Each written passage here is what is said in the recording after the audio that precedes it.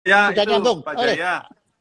Sudah, jadi memang kita berdua hanya fokus di tunggal aja sih Pak. Karena kalau main ganda campuran, wah repot Pak. Kenapa? Kenapa repot?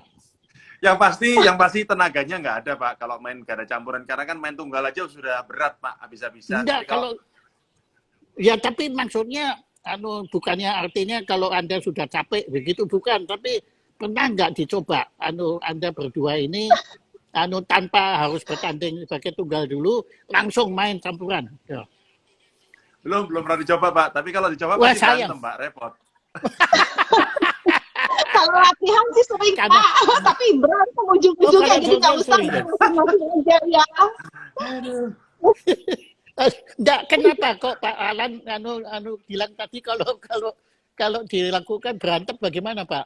Kenapa? Alasan apa? Waduh, ya itulah Pak, repot Pak. Kalau apa hubungannya dekat itu repot Pak. Jadi kalau Oh gitu saling ya? di lapangan jadi repot Pak.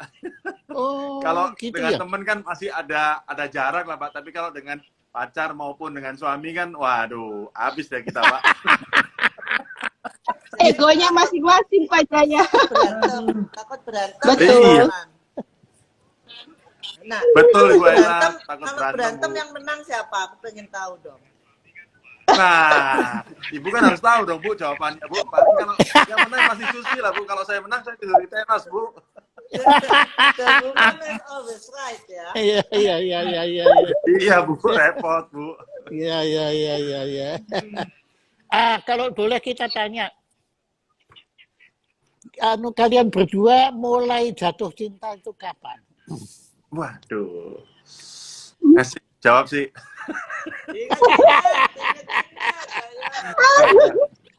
Waktu pas di asrama Pak Jaya. Jadi memang Tahun sekitar tahun 85-an ya, 85 kita bertemu 85, 86. sama-sama anak rantau, ketemu di asrama, sering curhat, sering diskusi, sering deket aja gitu bareng-bareng. Akhirnya ya seperti pepatah Jawa, weting trisno, jalare seko kulino. Lama-lama kan akhirnya ya saling membutuhkan. Iya, bukan main. Nah, begini, saya kan banyak sekali mendengar dari Pak Ciputra tentang Anda berdua. Iya Pak. Nah, apa peran Pak Ciputra dalam pengembangan bakat Anda berdua sampai Anda menjadi tokoh dunia? Silakan. Iya, Pak Ciputra buat saya tidak hanya sebagai ketua PB Jaya Raya yang menaungi saya, tapi juga seperti pengganti ayah saya. Karena di usia 14 tahun, saya masuk ke klub Pak Ciputra tuh jauh dari orang tua. Dan awal-awal Pak Ciputra sebagai pembina sangat perhatian sekali terhadap bulu tangkis. Punya passion, punya perhatian dan selalu ada waktu untuk bulu tangkis. Jadi saya ingat sekali bahwa setiap saya bertanding, Om Cip itu, mungkin sebutan saya selalu mengatakan Om Cip itu selalu hadir dalam pertandingan, menyemangati saya di pinggir lapang. Sering sekali, apalagi kalau pertandingan itu ada di Indonesia. Jadi waktu itu saya ingat 87, Om Cip ada di pinggir lapangan sebagai penonton mensupport saya. Lalu juga ada beberapa pertandingan lain juga Om Cip selalu memberikan, tidak hanya mungkin pada saat saya menang, pada saat saya kalah pun Om Cip selalu memberikan nasihat-nasihat untuk menggugah semangat saya lagi. Nggak apa-apa, latihan lagi, ayo berarti kamu harus lebih baik lagi. Lalu banyak sekali mungkin pembelajaran yang diberikan Om Cip terhadap saya tentang kehidupan, tidak hanya di bulu tangkis, tapi bagaimana menginvestasikan pada saat saya menang, harus bagaimana menginvestasikan dana saya, lalu juga memberikan wawasan yang sangat luas sebagai entrepreneur seperti apa, bagaimana untuk menabung untuk masa depan, dan pada saat mungkin tidak hanya terhadap saya, tapi juga terhadap adik-adik yang di klub Jaya Raya. Mungkin itu Pak Jaya, sehingga kedekatan kami cukup baik, karena saya juga sering diundang di acara-acara keluarga Om Cip juga bersama orang tua saya. Wah, luar biasa. Nah, itu dari Mbak Susi dan dari Mas Alan. Iya, kebetulan memang saya juga di Jaya Raya ya. Saya dari klub Jarum. Oh, Bu Jaya. Aira, Oh, sama ya. Pak Jaya. Jadi saya memang waktu itu masuk di klub Jarum tahun 85, Bu.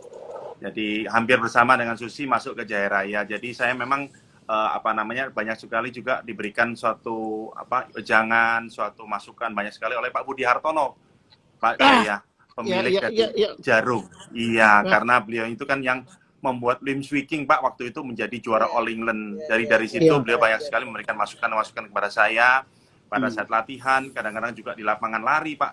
Beberapa kali saya ketemu beliau, ayo kamu latihan yang benar seperti Swee King, karena saya yakin kamu punya potensi yang baik, yang penting kamu rajin latihan, seperti itu, Pak. Jadi memang masukan-masukan dari beliau itu luar biasa, Pak. Dan itu sampai hari ini saya ingat, dan juga saya sampaikan ke putranya juga, Pak, bahwa saya menjadi juara ini juga karena Pak Budi Hartono juga, Pak. Ya, wah, bukan main. Bukan main. Jadi memang dua tokoh ini, Pak Ci dan Pak Budi ini benar-benar seorang yang hebat sekali karena beliau sendiri bukannya hebat sendiri, tetapi beliau membina orang-orang hebat.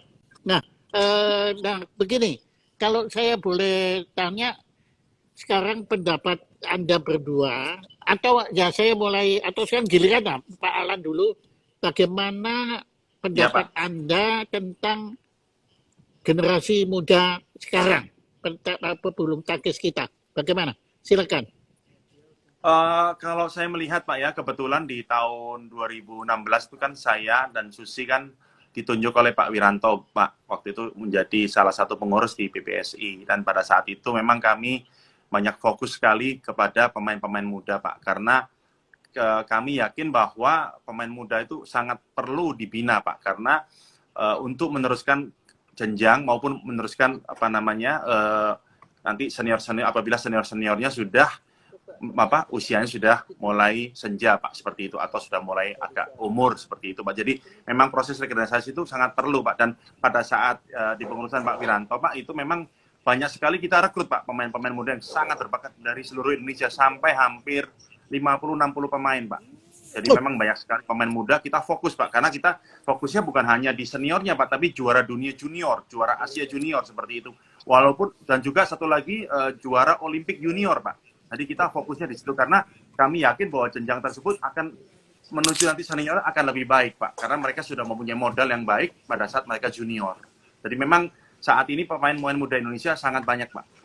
Dari umur 14, 15, 16, 17 sampai umur 19 tahun. Dan itu kebetulan Susi yang jadi binpresnya, Pak. Jadi banyak sekali kita melakukan rekrutan dan juga kita banyak sekali mengadakan event juga, Pak. Jadi saya mengadakan event untuk menjemput bola, Pak, untuk mencari bibit seluruh Indonesia. Kita mengadakan 8 sampai 10 turnamen di seluruh provinsi di Indonesia, Pak, dengan bekerja sama dengan Daihatsu dan Vision Flag, Pak. Jadi kita terus mencari bibit untuk supaya bulu tangkis Indonesia ini sustain, Pak. Prestasinya juga baik dan tentunya Olimpiade emas dari Olimpiade kita pertahankan terus, Pak. Seperti itu. Wah, bukan main. Nah, begini Pak Alan, saya ini kan suka berandai-andai karena dari berandai-andai kita ini bisa banyak belajar. Begini, andai kata Anda pada masa puncak prestasi Anda pada masa itu, pokoknya kesaktiannya baru Anda puncak-puncaknya itu, nah itu kalau sekarang menurut Anda siapa sekarang pemain muda Indonesia yang juga sedang pada puncaknya, siapa? Mungkin kalau saya melihat, Pak, ya, kalau untuk tunggal putra, kebetulan saya di tunggal putra, Anthony Sinisuka Ginting, Pak, yang saat ini yang kita harapkan. Anthony namanya siapa? Anthony Sinisuka Ginting, kita harapkan nanti di Olimpiade 2024, Pak. Ginting, iya betul, Pak. Untuk bisa meraih medali emas di 2024, kita harapkan seperti itu. Kenapa 2024? Salah satunya, Pak, ya. Kenapa kok 2024 kok nggak 2020? Nah, kebetulan kemarin kalah, Pak. Ginting hanya mendapatkan medali perunggu, Pak. Dan dalam hal ini saya melihat potensi Ginting masih ke depannya masih ada, Pak, seperti itu. Dan masih muda, Pak, umur 24-25. Oke, nah sekarang andai kata Alan Budi Kusuma pada waktu puncak-puncaknya berhadapan dengan Ginting, menang siapa? Waduh.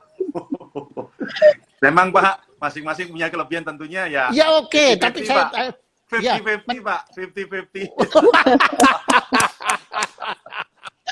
Karena Ginting juga bagus, Pak. Luar biasa permainannya, Pak. Oh, jawabannya. Nah, kalau Anda sekarang ngomong itu kan junior, ngomong senior Anda, kalau waktu Lim Swee King sedang waduh baru saksinya ketemu Anda, waktu Anda juga baru saksi, menang siapa? Wah, itu Pak. Untungnya Pak, kita nggak pernah bertanding Pak, jadi nggak tahu.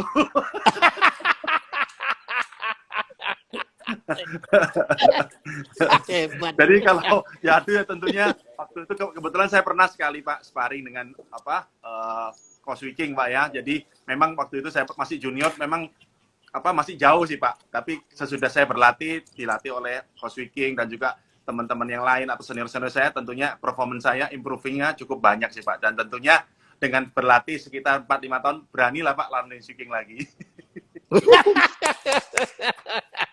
Tapi ya Lim Swee King-nya juga latihan juga lagi tentu. Nah, Iya, sekarang, untungnya Lim Swee King sudah tua Pak, jadi nggak sempat bertanding. untungnya.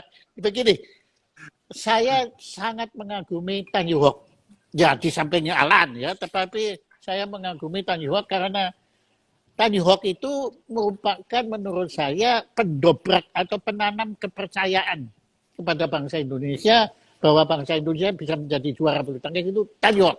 Ya, nah, menurut Anda gimana? Tan Yu Hok ini kalau dinilai dia sebagai pemain itu apa? Tipe beliau itu bagaimana, Pak? Ya saya nggak tanya Anda menang mana sama Tan Yu Hok, nanti kualat saya ya. Tapi menurut Anda tipe Tan Yu Hok itu apa? Dia pemain apa? Bulu tangkis apa? Kalau saya melihat Pak ya, karena memang kebetulan kan memang umurnya jauh Pak, tapi saya melihat kalau dari video maupun ketemu Om Yu Hok sendiri memang pasti pemainnya menyerang Pak, karena Om Yu Hok itu sangat agresif Pak. Dan sangat keras kan Pak. Om Yu Hok itu sangat disiplin, sangat keras sekali beliaunya itu. Jadi tentunya saya juga melihat wah ini pasti pemainnya menyerang nih. Karena saya juga melihat dari TV memang luar biasa sih Pak Om Yu Hok, dari memang salah satu pemain dari yang senior-senior kita yang dari Om Yu Hok ke Om Rudi Ko Rudi, Swee King tuh memang semuanya tipikalnya menyerang Pak semuanya. Oh, killer semua killer ya. Iya, betul Pak. Wah hebat sekali. Terima kasih ini Mbak. Nah, sekarang giliran ada pertanyaan lagi nggak Pak Jaya? Ya, silakan. Nah, ini ada fans yang udah bergabung ya mau nanya nih, kita kasih kesempatan dulu deh. Mas Fadil Ramadan, apa sih tantangan saat Olimpiade 1998? Tanya Pak.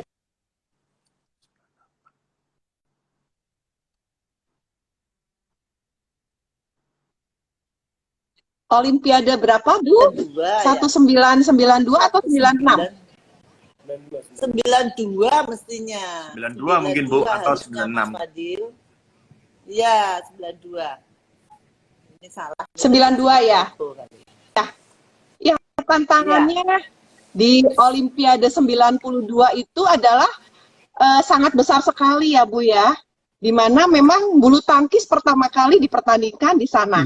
Sejak keikutsertaan Indonesia di Olimpiade, bulu tangkis baru dipertandingkan tahun 92. Tentunya harapan, tanggung jawab, beban betul-betul sangat besar sekali terhadap kami sebagai seorang atlet. Tantangannya bagaimana kami bisa lolos dulu. Jadi awalnya kami itu mengikuti kualifikasi Olimpiade. Jadi tidak serta-merta kami bisa langsung bertanding di Olimpiade, tapi kita ada seleksi atau kualifikasi yang harus mengumpulkan poin demi poin agar ranking level dunia. Jadi hanya ranking-ranking terbaiklah yang mampu untuk lolos ke Olimpiade dan baru bisa bertanding di sana. Beban dan tanggung jawab dari pemerintah juga cukup besar, karena selama ini mungkin Indonesia belum pernah mendapatkan medali emas. Itu yang pertama. Jadi medali tertinggi. Iya, pertama kali Indonesia meraih medali itu lewat Sri Kandi kita di tahun 88, yaitu medali perak. Tunggu ya. Perak. Betul ya. Pada saat memang bulu tangkis bergabung di tahun 92 di Olimpiade, baik dari mungkin dari waktu itu Presiden Soeharto, dari Pak Menpora, dari PBSI, kebetulan Ketua Umum kami Bapak Tri Sutrisno memang ditugaskan untuk mengemban tugas bagaimana merebut medali emas. Nah inilah mungkin tantangan dan tanggung jawab yang sangat besar sekali pada kami sebagai atlet-atlet, Bu. Dan itu kita harus menyiapkan diri dan harus bisa memenuhi harapan masyarakat, agar bisa mempersembahkan prestasi terbaik, yaitu mempersembahkan medali emas untuk Indonesia. Kalau yang sekarang, yang tahun ini, Mbak Susi berarti mereka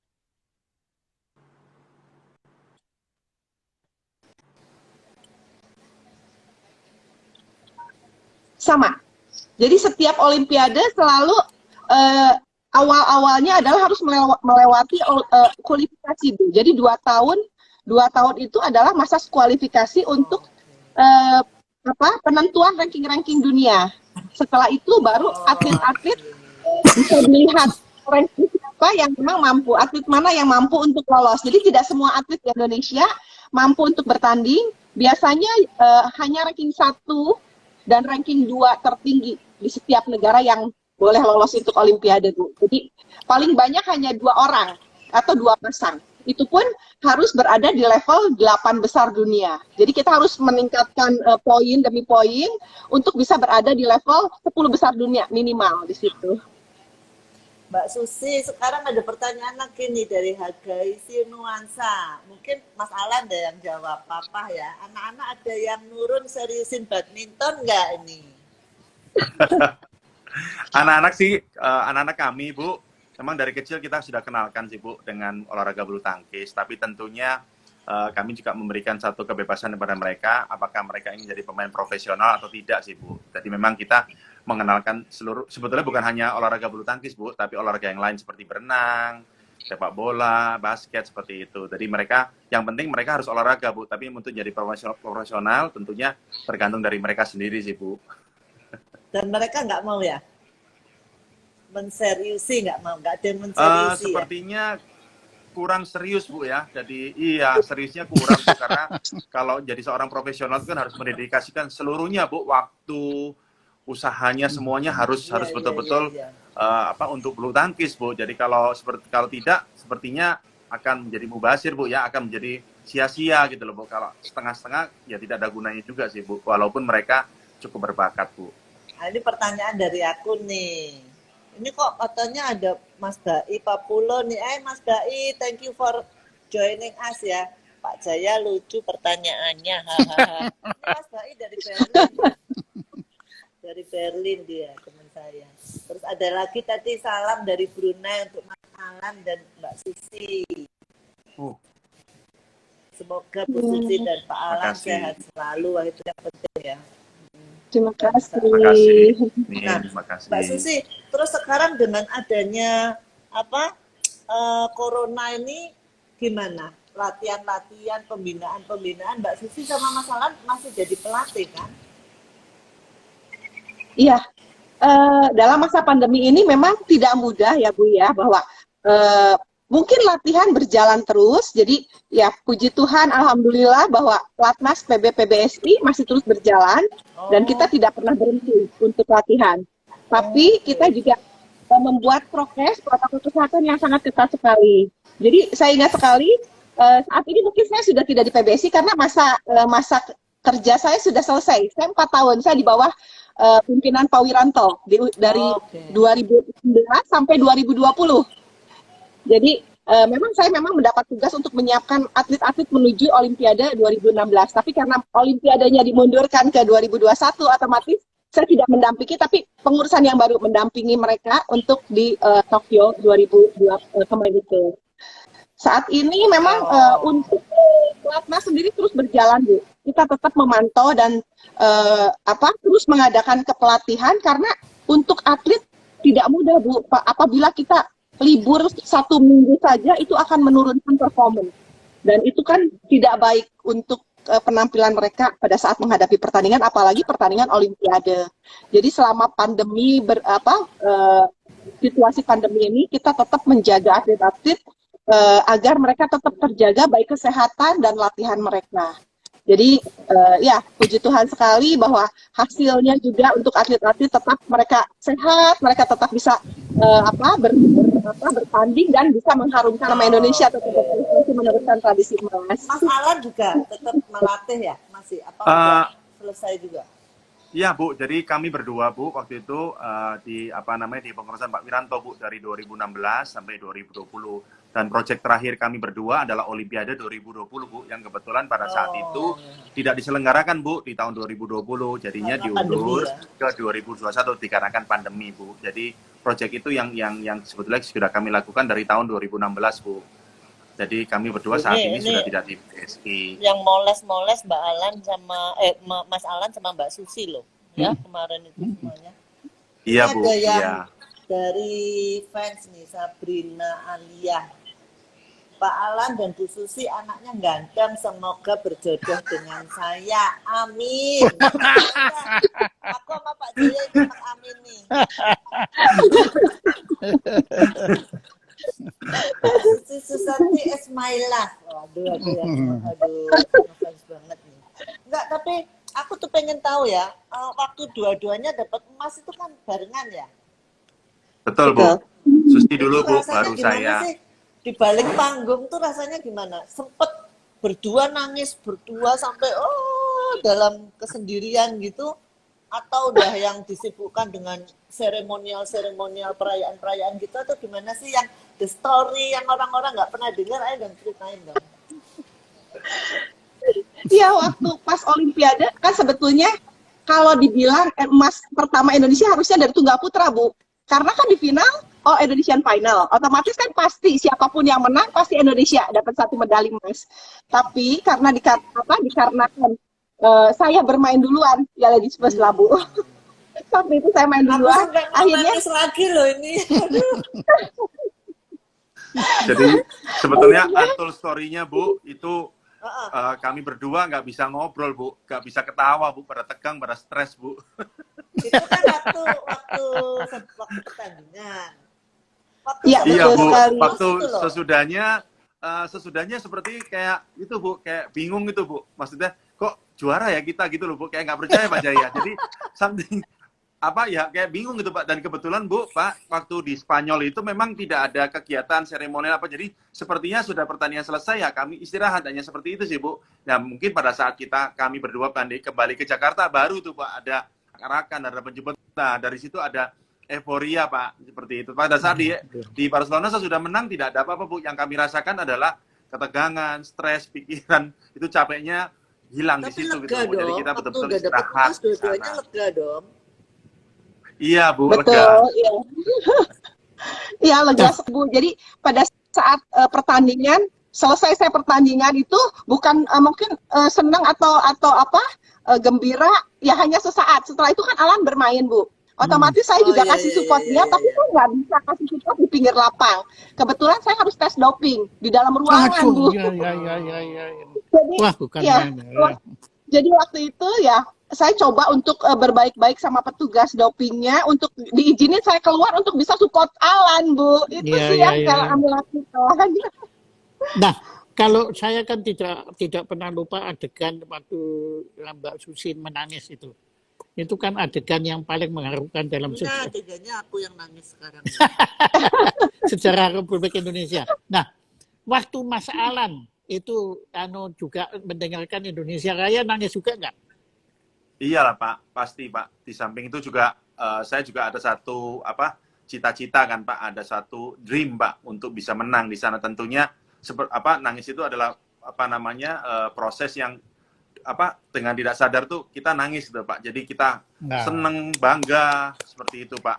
Jadi Nah, ini ada yang ini nih. dengan sendirinya kita juga berkaca-kaca. Iya, Pak, seperti itu. Memang Terharu luar dong biasa ya. sih, Pak, kemenangan itu buat saya, Pak. Iya. Perasaannya nggak karu-karuan udah ya. Bingung. Iya, Bu, nggak Perasaannya bisa bingung juga ya. bisa bingung, Bu.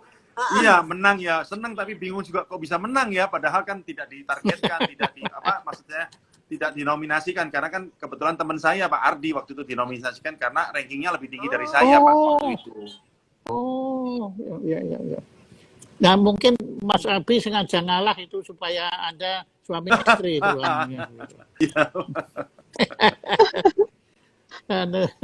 Ini Mbak Susi ada yang bilang begini nih.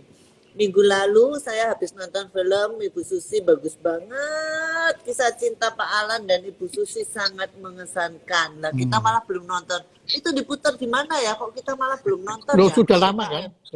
Sudah lama film itu. Oh, berarti Kita bisa nonton Sudah, di mana tapi tuh, Mbak saat Susi? ini masih di Disney, di Disney Hotstar. Oh, di Disney. Oh, Ada. di sini ya. Iya, iya, iya. Netflix nggak ada ya? Ya, betul. Betul sekali, Ibu. Ya. Kita langganan nggak Kak Disney, Kak? Bisa ya? Mau dong, Mama mau Mudah nonton kok, dong. Bu. Ya. Ya, iya. Itu gimana? Filmnya itu story-nya emang bener-bener kayak gitu? Jadi memang untuk film sebetulnya 85% itu memang cerita nyata dari saya, Bu. Jadi bagaimana perjuangan, kenapa disebutnya Love All? Love All itu kalau di bulu tangkis adalah 0-0. Tapi Pada arti saat sebenarnya adalah, ya, pada saat mulai kan selalu wasit mengatakan Love All. Jadi mulai Yes, dari yes, 0-0, Bu, dari awal. Oke. Tapi apa pengertian dari Love All sendiri buat saya, kenapa disebut Love All?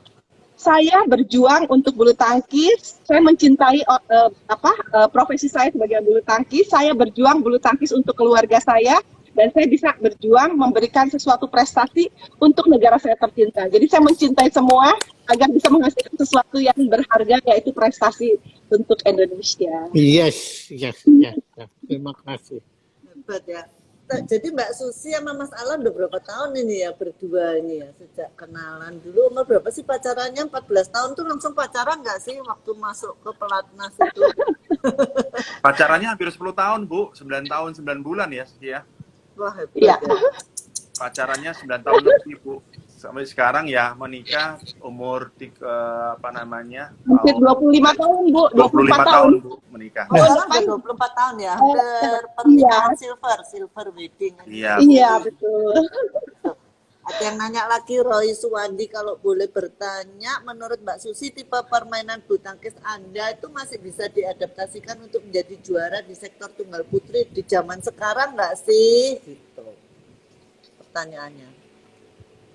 Ya, sebetulnya kemarin yang juara Olimpiade, yang tunggal putri, yaitu Chen Yufei dari China itu adalah mirip-mirip tipe permainan saya, Bu. Oh. Jadi sebetulnya, karena saat ini mungkin hampir sama dengan waktu rally point ya, Bu ya. Poin untuk bulu tangkis sendiri kan berbeda sekarang maupun dulu. Kalau dulu saya adalah 11 tapi pindah bola. Saya harus membuat poin dulu untuk dapat dapat poin. Kalau sekarang kan kita bikin kesalahan aja, poin untuk lawan. Jadi permainan untuk seperti saya ini mungkin sangat baik atau mungkin bisa masih tetap dipergunakan karena kalau kita tidak membuat kesalahan sendiri atau error, otomatis kan poin demi poin bisa kita kumpulkan. Ah. Sama seperti di tunggal putri kemarin juara Olimpiade di tunggal putri juga dia bermain dengan rally panjang dan tidak membuat enforce error sama sekali. Itu yang membuat jadi yang juaranya yang dari Cina. Iya, iya, iya. Permainannya Betul persis sekali. permainannya Mbak Susi ya. Nah, kalau Nih, Jaya, pertanyaan. siapa? Enggak, Pak Jaya. Oh iya, begini, Bro. Menurut Anda, negara mana yang paling harus kita perhatikan nanti untuk 2024? Menurut Anda berdua ada? Silakan. Ya sih. Kalau Ya. menurut kami, Pak, berdua, jadi dikarenakan bulu tangkis ini sudah menjadi olahraga dunia, Pak. Jadi mungkin kalau waktu zaman saya masih terlihat sekali dominasi Asia, Pak ya, yang masih tinggi. Tapi kalau sekarang, Pak, sudah berbeda, Pak. Jadi seluruh negara mempunyai kesempatan yang sama, Pak. Contohnya, Pak, yang waktu Olimpiade 2020 ini yang belum lama diselenggarakan di 2021 itu, Pak, juara 4-nya dari Guatemala, Pak. Woi, Negara Guatemala, mungkin saya juga nggak tahu, Pak, Guatemala itu ada di mana. Tapi begini, maaf. Tapi mohon maaf ya dengan terpaksa saya tanyakan. Tetapi yang dari Guatemala itu etnisnya apa? Bule, Pak. Namanya Kevin Cordon, Bu. Oh, Orang bule. orang Latin. Kevin Cordon, Bukan. Pak.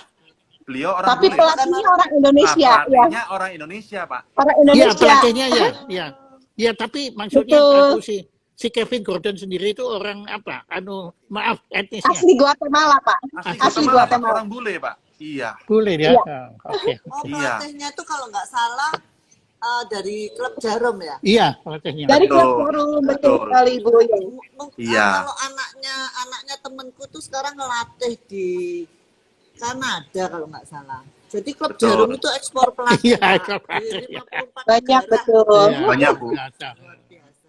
Dan Ada. juga Pak, Iya. saat ini Pak, dari kota negara-negara Pak, seperti Kolombia Pak, seperti Kolombia, lalu Rusia, itu juga tempat-tempat yang bagus Pak, dan juga Brasil Pak. Jadi mereka mempunyai pemain-pemain yang baik Pak, untuk kedepannya Gitu juga ya? merupakan satu Oh. ancaman buat kita semua Pak. Jadinya bukan Bagus, hanya bagus. Iya, bukan hanya negara-negara seperti China, Korea, Jepang, bukan Pak, bukan hanya itu Pak. Sekarang ini Ah. merata Pak seluruh dunia. Bahkan mungkin Timur Tengah pun sekarang sudah punya Iya, iya. atlet yang cukup baik ya, Oh, Pak iya. Jaya. Dan Spanyol Aduh. sama iya, India. Spanyol juara dunia, betul. Kalau Juara, Lalu juara India- Olimpiade Pak, Spanyol. betul, Oh, iya, iya, iya. Dari India Turki sudah Pak, mulai Sri sudah Lanka. bagus-bagus, betul ya. Tapi Bahkan kalau India kemarin kan, ada ya India kan dari dulu memang bagus kan, dulu Betul, India. baik. Prakas Atlet-atlet yang masih baik. Iya. Prakas Cikone. Sekarang ini Pak lagi develop itu Pak, kota Azerbaijan Pak. Oh, Azerbaijan, betul. Ya, ya. Iya Pak. Mereka juga berlatih dengan baik Pak ke Indonesia. Mereka berlatih keliling dunia Pak, ke Jarum, ke kemana-mana Pak. Jadi mereka betul-betul Iya, iya, serius iya. Pak mendevelop. Oke. Kalau Afrika bagaimana? Nah, Afrika juga sama Pak, Nigeria Pak. Oh, Salah satu Nigeria yang cukup juga baik betul. Nigeria. Yang kemarin baru insiden itu ya, insiden. Iya, diplomat Nigeria. tadi. Iya, betul. Imigrasi kita. Jadi memang juga salah satu itu juga program dari BWF Iya, ya, Pak. iya. Kalau saya Iya. dengar program dari BWF untuk meratakan Pak, untuk meratakan maksudnya tuh mengenalkan bulu tangkis ke seluruh dunia Pak. Jadi mereka mengirimkan pelatih dan juga mungkin sparring seperti itu Pak. Jadi sekarang bulu tangkis ini semakin baik Pak. Wah, Popularitasnya hebat, Pak. hebat. Halo Pak Alan, kasih senyum dong Pak Alan. Ada yang minta senyum nih Pak Alan. Minta senyum. Ya, kasih Pak, kasih. Iya. Ibu Susi gak keberatan kalau cuma senyum. Minta senyum. Kalau Ini ada yang nanya, kalau sekarang ini masa depan atlet-atlet bulu tangkis itu udah ada yang memikirkan nggak sih, maksudnya Waduh, udah sangat ditata bagus. dengan baik, udah bagus, jauh lebih bagus dari sangat atlet-atlet lainnya bagus kali ya. Kang. Hah? Kalau saya Iya. Kalau juara gimana? saya Kalau sedang juara.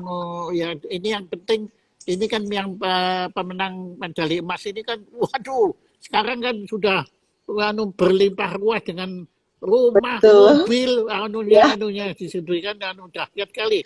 Sampai sekarang saya baru mau belajar bulu tangkis tapi sudah terlambat. Silakan. Iya, betul sekali, Pak. Iya.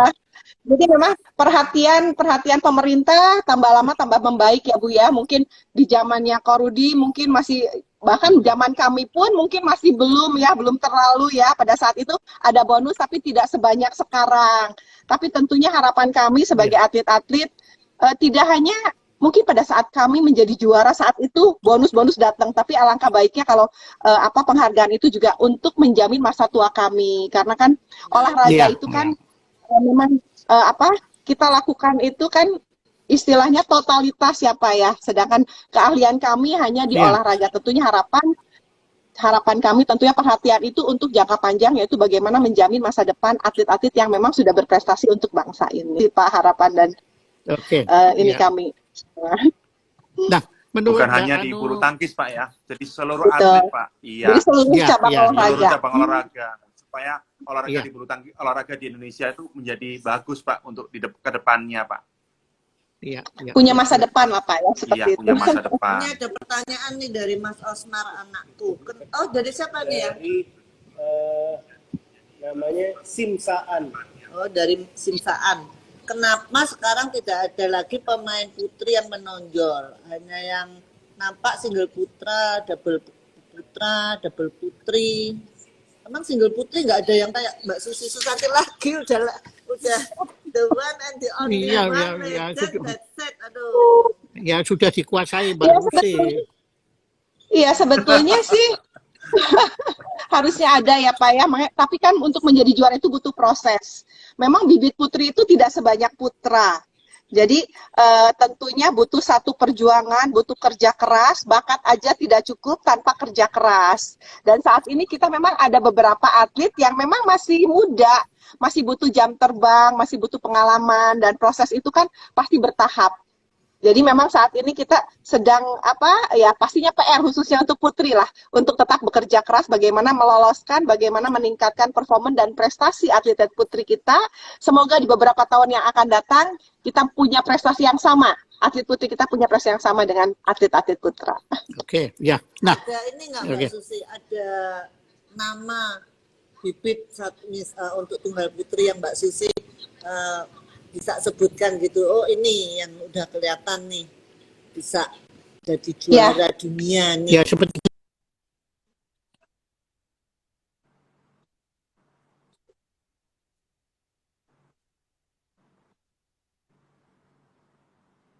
Ya. Nah, kalau nama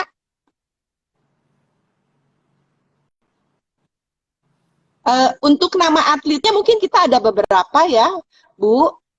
Contohnya mungkin yang kemarin kita punya atlet muda kita yaitu Putri KW, ada Gregoria Mariska.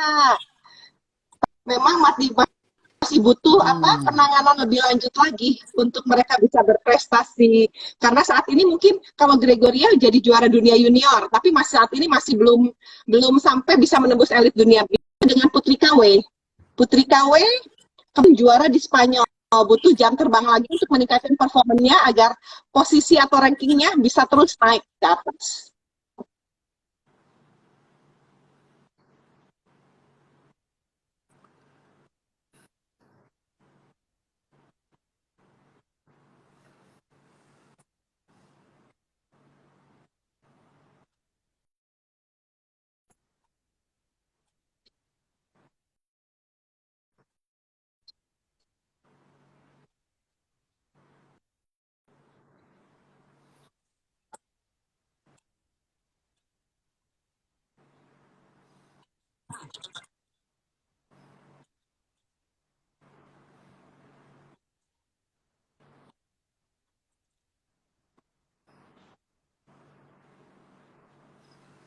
Halo ya.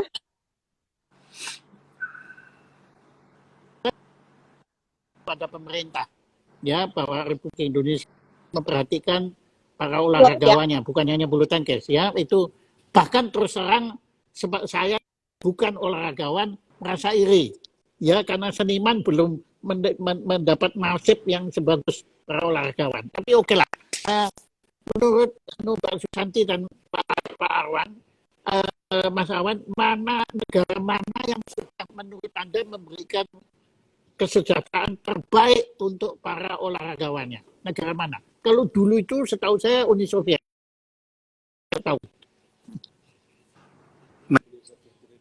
Negara yang memberikan penghargaan Pak yang baik itu China, Korea Selatan Pak, Jepang. Ini deh, ada gangguan suara ya? Ada gangguan suara ya Mas Alan ya? Mas Alan tuh kan hilang nih Mbak Susi hilang. Aduh, sorry nih. Sudah, oke. Iya, Ada ulang. Susinya hilang. Bisa di hilang, Bu. Mbak Susi. Kita empat lagi ya, Mbak Susi ya. Baik. SU.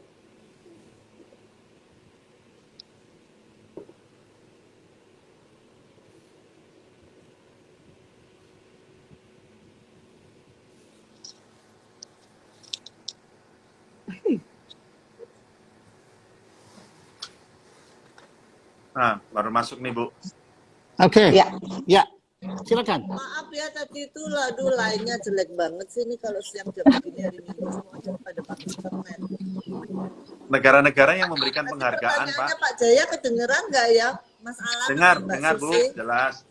Tadi negara-negara Bu, tadi yang ditanyakan Pak Jaya adalah negara-negara yang satu penghargaan Bu kepada atletnya. Yok Jarum kan temannya kita. Oke, ini langsung biar Pak Awan menjawab. Ayo Mas Alan, tolong dijawab dong pertanyaannya Pak Jaya. Menurut Ya. Mas Alan, negara mana yang paling bagus memperlakukan ini apa memberikan fasilitas untuk para olahragawan mereka? Negaranya adalah China, Bu, Suaranya nggak Korea kedengeran, Mas Alan. Selatan. Oh, Oke, silakan. tes, halo Bu. Silakan. Jelas Bu. Jelas Bu, ya. Oke. Negaranya yang memberikan penghargaan, Ya, Bu, jelas. Pak, adalah negara China, negara Korea Ya. Selatan, dan Jepang, Pak. Yang bagus, Pak. Mereka memberikan uang pensiun, Pak, pada atlet yang Wow. sudah mendapatkan medali emas di Olimpiade. China.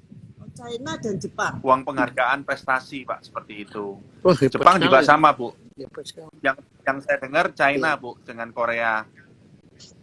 Dan Malaysia juga sama, juga teman kami Lee Chong Wei, Bu, diberikan gelar datuk, Bu, mendapatkan penghargaan uang pensiun, Bu, ya, yang seumur hidup diterima oleh Lee Chong Wei, Bu. Harusnya di Indonesia diangkat jadi komisaris BUMN. Iya, itu. Komisaris kok. Itu atlet-atlet kita diangkat jadi komisaris semua dong.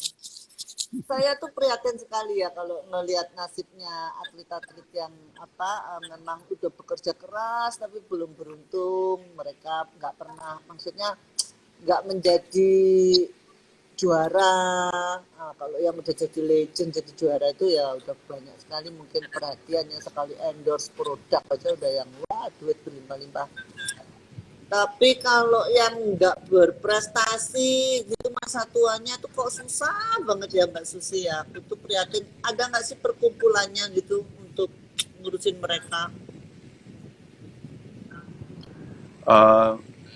Memang, Bu, kalau yang Bu sampaikan tadi, Bu, memang perkumpulannya belum ada, Bu. Tapi memang sepertinya untold story itu, Bu.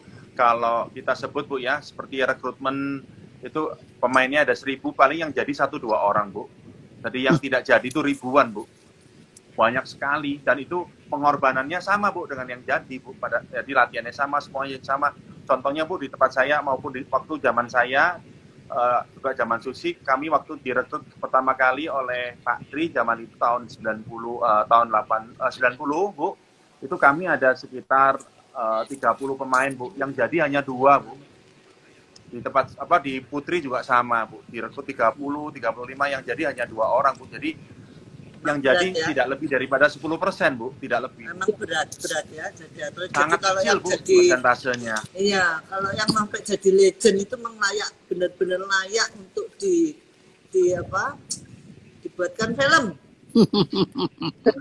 Kurang beruntungnya sebetulnya bukan hanya prestasi, Bu, ya, tapi Mas cedera, Alan, Bu. Oh Iya, iya. cedera, terus mungkin Cedera, Bu. kesempatan, Beberapa teman ya, kami yang nggak, Bu. fasilitas.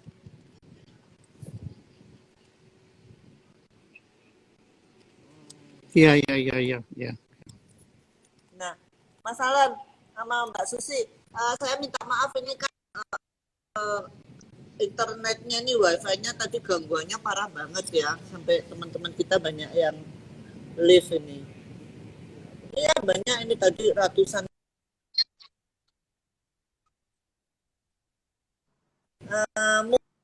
Penutup ini udah tinggal 6 menit lagi.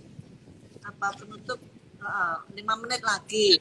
Mungkin sepatah 2 patah kata dari Mas Alan dulu atau dari Bu Susi dulu deh, dari Mbak Susi dulu terus dari Mas Alan. Teman-teman lain yang gabung di sini, tolong daftarkan ke Muri ya kalau tahu ada atlet-atlet yang berprestasi di bidangnya masing-masing. Jangan segan-segan untuk mengirim emailnya ke Muri supaya tim Muri bisa memverifikasi prestasinya mereka dan memberikan penghargaan untuk dicatatkan di Museum Rekor Dunia Indonesia. Emailnya Muri bisa dilihat di IG-nya Muri. Silakan Mbak Susi. Sepatah 2 patah kata untuk penggemar yang udah kangen rindu nih.